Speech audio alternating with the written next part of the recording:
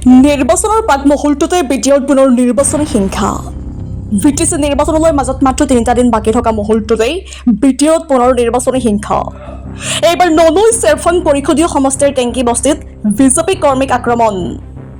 বৃহস্পতিবাৰে মুখ্যমন্ত্ৰী ডক্টৰ হিমন্ত বিশ্ব শৰ্মাই ওদালগুৰিৰ 3টাকৈ সমষ্টিত নিৰ্বাচনী প্ৰচাৰৰ ৰোড-শ্ব'ত অংশগ্ৰহণ কৰা সময়তেই ননৈ চেৰফাঙত সংঘটিত হয় নিৰ্বাচনী হিংসা।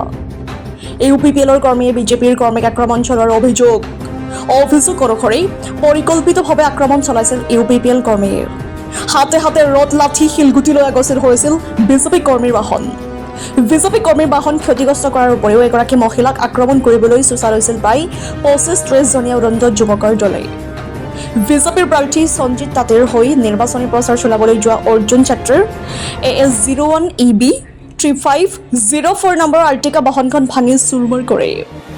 ননৈ চেৰফাং পৰিষদীয় সমষ্টিৰ ডিমাকুছী আৰক্ষী থানাৰ অন্তৰ্গত টেংকি বস্তিত সংঘটিত হয় এই ঘটনা। ইতিমধ্যেই নিশাই 8গৰাকী ব্যক্তিৰ ওপৰত ডিমাকুছী আৰক্ষী থানাত এজাহাৰ দাখিল কৰে বিজেপি কৰ্মীয়ে। ওদালগুৰি টংলাৰ পৰা ভাস্কৰ জ্যোতি শইকীয়াৰ report, digital Assam live. 1 number ভোলাটাৰত নিৰ্বাচনী সভা কৰি নেক্সট আমাৰ নিৰ্বাচনী সভা আছিলে টেংকি বস্তিত আমি গৈ আছিলোঁ অন দা ৱে। নদীখন পাৰ হ'ব লাগে, নদীখন পাৰ হৈ ঠিক আমি ৰাস্তা পাম আৰু ভাল ৰাস্তা। তাত কেইজনমান যুৱক, প্ৰায় 20-25 জনীয়া দলৰ যুৱক ৰৈ আছে। আমাৰ ৰাস্তা বন্ধ কৰিলে। মোৰ ফ্ৰণ্টত আছিলে আমাৰ এজনী কৰ্মকৰ্তা বাইদেউ এজনী, তেখেতৰ গাড়ীক ৰখাই পেলাই অকণমান মিছবিহেভ কৰিলে আৰু ইয়াত ক'লে যে আপোনালোকে যদি বিজেপি দলৰ হয় আপোনালোকে ইয়াত নিৰ্বাচনী প্ৰচাৰ কৰিব, এই গাঁৱত যাব নালাগে। কি কাৰণত নালাগে, কিবা তৰ্কা বিতৰ্ক হ'ল তাত। তাৰপিছত ঠিক আছে আমি নাযাওঁ বুলি আমি যেতিয়া উভতি আহি আছোঁ, উভতি আহি থাকোঁতে এটা চক আছে, যি চকৰ পৰা আমি লেফ্টে ল'লে আমি এইখন মানে মেইন ৰাস্তাত আহি পাম। জাষ্ট লেফ্ট লোৱাৰ লগে লগে তেখেতসকলে আমাৰ ওপৰত আক্ৰমণ কৰিলে, ৰডেৰে শিলেৰে আক্ৰমণ কৰিলে। যেতিয়া আক্ৰমণ কৰিলে কি হ'ল বুলি যেতিয়া ভাইটিয়ে ওলাই মানে যাবলৈ খুজিছিলে, ভাইটিৰ ওপৰত আক্ৰমণ কৰিলে। আমাৰ সৰু এটা ভাইটি আছিলে লগত, তাৰ ওপৰত আক্ৰমণ কৰিলে। এইটো অতি দুৰ্ভাগ্যজনক। BTC যে এতিয়াও যে সেই অৱস্থাতে BTC আছে আমি ভবা নাছিলোঁ। আমি ভাবিছিলোঁ যে BTC ডেভেলপ হ'ল, BTC সুন্দৰভাৱে আগুৱাই গৈ আছে।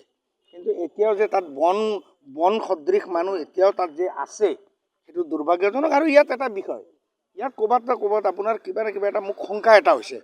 4 দিন আগত মই ইয়াত এটা মিটিং কৰিবলৈ আহিছিলোঁ। যেতিয়া মই তাত ছাত্ৰ সন্থাৰ ল'ৰাৰ লগত গৈ আছিলোঁ, এজন UPPLৰ চেয়াৰমেন, তাৰ নাম কি নাম? ৰাজীৱ তামাং বোলা মানুহটোৱে মোৰ ওপৰত মিছবিহেভ কৰিছে, মোক এটাক কৰিবলৈ তাতেও খুজিছিলে, কিন্তু তেওঁ নোৱাৰিলে। সেই গতিকে আজি এই ঘটনাটো ক'ৰবাত না ক'ৰবাত তেওঁ জড়িত থকা বুলি মোৰ শংকা হৈ আছে। আৰু ইয়াত কেৱল তেওঁ জড়িত নহয়, ইয়াত বহুত দূৰলৈকে তাৰ আছে। আৰু ইয়াত কি কাৰণত এই ঘটনাটো হৈছে সেইটো মই অকণমান উমান পাই আছোঁ। অনাগত দিনত যদি সেই কথাটো যদি প্ৰমাণিত হয়, আপোনালোকক মিডিয়াক সকলোকে মাতি সেইজন মানুহৰ মই মুখা খুলিম। নিশ্চয় ৰাজনৈতিক দলটো 100% জড়িত আছে। যিহেতু ৰাজীৱ তামাং এটা UPPLৰ চেয়াৰমেন হয়, ইয়াতো ৰাজনৈতিক দল 100% আছে। আৰু তাত UPPL, BPF আৰু TMCৰ সমৰ্থক আছে। আৰু ক'ৰবাত না ক'ৰবাত ইয়াত কিছু আৰু অন্য ব্যক্তিও থকা যেন আমাৰ ডাউট এটা হৈ আছে। সেইটো আমি নিশ্চয় পৰীক্ষা কৰিম, আমি সেইটো লৈ পেলাই আমি এক্সামাইন কৰিম। কৰাৰ পিছত যদি কিবা তেনেকুৱা ওলায় আপোনালোকক আমি নিশ্চয় জনাম। নহয়, আজি চাওক, আমাক তেওঁসকলে বাধা দিয়াতে অ'কে, তোমালোকে বাধা দিছা, নকৰোঁ। চাওক, এইখন গণতন্ত্ৰ দেশ হয়। গণতন্ত্ৰ দেশত যিকোনো দলৰ, সৰু ডাঙৰ যিকোনো দলক নিজৰ যিখিনি আমি দলীয় হিচাপে আমি কি কৰিম অনাগত, সেইটো ৰাজ্যক আমাৰ চবৰে অধিকাৰ আছে। সেইটো আপোনাৰো আছে, আমাৰো আছে, তেখেতসকলৰো আছে। কিন্তু আমি আমাৰ অধিকাৰ সাব্যস্ত কৰিব যাতে তেখেতসকলে বাধা দিলে, তেখেতসকলৰ বাধা আমি মানি ল'লোঁ।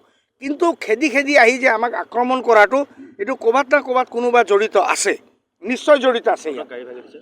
মোৰ গাড়ী ভাঙিছে, যথেষ্ট ক্ষতিসাধন কৰিছে, আৰু মোৰ লগত থকা ল'ৰা এজনক এটেক কৰিছে। আৰু এই বাইদেউজনীক যেনেকুৱা ধৰণে এজন মানে লেডিছক যি ধৰণে তেখেতসকলে মিছবিহেভ কৰিছে, সেইটো অতি দুৰ্ভাগ্যজনক।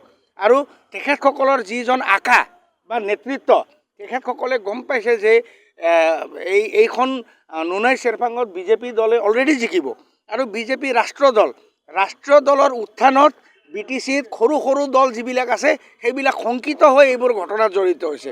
আমি গম পোৱা মতে আজি ওদালগুৰিৰ বিভিন্ন জেগাত এনেকুৱা ঘটনা হৈছে। সেইটো কি কাৰণত হৈছে? তাৰমানে ইয়াত বিজেপিয়ে চৰকাৰ বনাই আছে BTCত, সেইকাৰণে সেইবোৰ দলে এইবোৰ ঘটনা কৰিবলৈ তেখেতসকলে কুণ্ঠাবোধ কৰা নাই। এইটো 100% পূৰ্ব পৰিকল্পনা, নহ'লে তেওঁলোকে তেনেকুৱা পৰিকল্পিতভাৱে ৰথ টথ লৈ নাথাকে নহয়। এনেকুৱা এতিয়া আমি যেনেকৈ ইয়াত কথা হয়, ইয়াত কোনোবাই আক্ৰমণ কৰিব আহিলে আমাৰ হাতততো একো নাই, কাৰণ আমাৰ পৰিকল্পনা নাই। যিয়ে পৰিকল্পনা কৰি আহিছে তেখেতসকলৰ হাতত অস্ত্ৰ আছিলে। সেই গতিকে তেখেতসকলে অলৰেডি পৰিকল্পনা কৰি কাবাৰ প্ৰৰচনাত তেখেতসকলে পৰিকল্পনা কৰি বহি আছিলে। আমিতো অলৰেডি আমি পুলিচ প্ৰশাসনক আমি অলৰেডি দিছোঁ, যিহেতু প্ৰশাসন আছে, প্ৰশাসনৰ ওপৰত আমাৰ বিশ্বাস আছে। আমি প্ৰশাসনক অলৰেডি এজাহাৰ দিছোঁ। সেই যিকেইজন কালপ্ৰিট, সেই কালপ্ৰিটে তেখেতসকলে কিন্তু বহুত নিচা পানী কৰিছিলে, বহুত মদ পানী খাইছিলে। আৰু এইটোৱে কালচাৰ, যে মদ পানী খোৱা, তাৰপিছত কাৰোবাক মিছবিহেভ কৰা কালচাৰ আজিও এইটোৱে চলি আছে, হয় নে নহয়? এতিয়াও জংঘল ৰাজ, তাৰমানে জংঘল ৰাজ বুলি ক'ব লাগিব। নেক্সট ইয়াত বিজেপি আহি ফালে মানুহক চিভিলাইজ কৰিব বুলি এতিয়াও ভয় আৰু শংকা আছে। সেই গতিকে তেখেতসকলে এইবোৰ কাণ্ড কৰিছে। এইটো অতি দুৰ্ভাগ্যজনক আৰু এনেকুৱা কাণ্ডক আমি ঘোৰ নিন্দা কৰোঁ। এতিয়া আমি 8গৰাকী ব্যক্তিৰ নাম পাইছোঁ। সেই 8গৰাকী ব্যক্তিক যেতিয়া ধৰি আনিব মানে প্ৰশাসনে, তেতিয়া তেখেতসকলৰ পৰা আৰু কোন কোন জড়িত আছিলে, তাত প্ৰায় 25জনমান ব্যক্তি জড়িত আছে, আৰু চব ডেকা ল'ৰা, আৰু চব মদ খোৱা ডেকা ল'ৰা আছিলে। আমাৰ চিনাকি মোৰতো মই ইয়াৰ নহয়, মই আহিছোঁ বাহিৰৰ পৰা। মই এজ এ কেম্পেইনাৰ হিচাপে আহিছোঁ। তাত মোৰ লগত যি লোকেল মানুহ আছে তেখেতসকলে জনামতে তাত বড়ো জনগোষ্ঠী, গোৰ্খা জনগোষ্ঠী আৰু আমাৰ অসমীয়া জনগোষ্ঠী ডেকা বুলি এজন, কিবা তপন ডেকা না কি বুলি, তেখেতো তাত জড়িত আছে। আৰু কি মানে কোন কোন জড়িত আছে সেইটো নিশ্চয় অনাগত দিনত প্ৰশাসনে ওলাব।